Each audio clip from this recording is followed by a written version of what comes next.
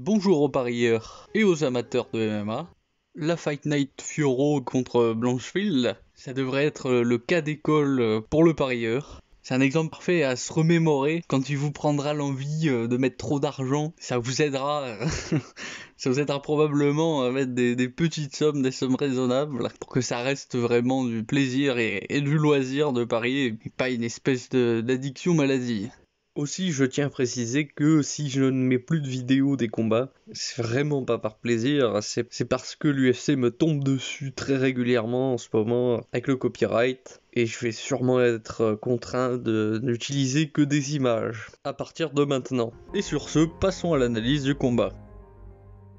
Pedro fait 1m80 pour 179 cm d'allonge. Il est principalement en pied d'appui gaucher. Son plus gros défaut debout, c'est de se retrouver souvent le menton en avant et de surréagir. Contre Patricio Pitbull, il a pris un KO parce qu'il a esquivé alors que Pitbull n'avait fait qu'avancer, et il s'est alors retrouvé en déséquilibre avec la main droite au niveau des hanches, sans la moindre protection pour le côté droit de sa mâchoire. Il a une garde main haute, qu'il maintient plutôt bien, il esquive pas trop mal, aussi il devrait réussir à aller à la décision, puisque le combat est en 3 rounds et que Brendan n'est pas spécialement dangereux debout. Il est plutôt bon en termes de coups de pied, et c'est d'ailleurs sa meilleure chance contre Brendan, qui a tendance à maintenir une garde au niveau des pectoraux. Il pourrait exploiter cette faille en feintant en bas, ou en envoyant une attaque au corps pour ensuite envoyer un high kick.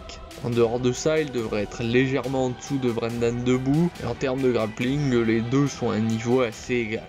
Brendan fait 1m76 pour 180 cm d'allonge. Son point fort, c'est qu'il passe bien de pied d'appui droitier à gaucher et inversement, ce qui lui permet de créer de la confusion chez son adversaire, des ouvertures, de désaccès. Contre Marlon Moraes, il l'a fait abandonner avec ses low kicks, mais c'est davantage à cause du manque de réactivité de Moraes, qui ne levait pas la jambe pour les bloquer, que grâce à la puissance de Brendan. Il a une garde main basse, mais il compense ce défaut en les remontant lorsqu'il est en danger, et avec de bonnes esquives. Son point faible, c'est son anglaise offensive, parce qu'il est tendu du haut du corps, et il pousse plus qu'il ne fouette ses coups de poing, ce qui lui fait perdre de la vitesse et de la puissance, en plus de donner des opportunités de contre à son adversaire. Il a un meilleur jeu de jambes que celui de Carvalho, car il bouge quand il le faut, alors que Pedro, il bouge parfois sans justification.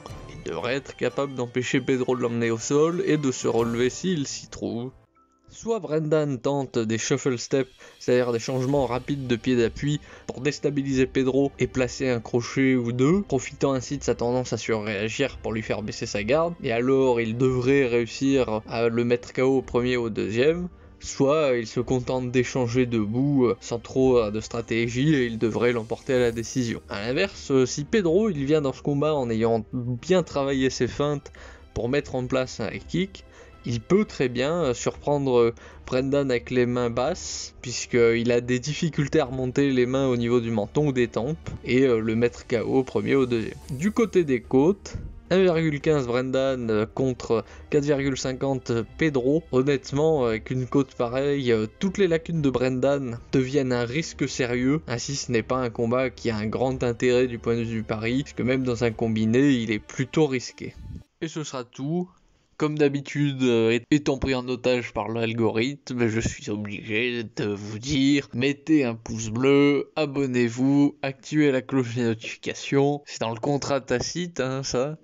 Mais par contre, je serai bien content de connaître votre avis sur ce combat, et je vous dis à la prochaine.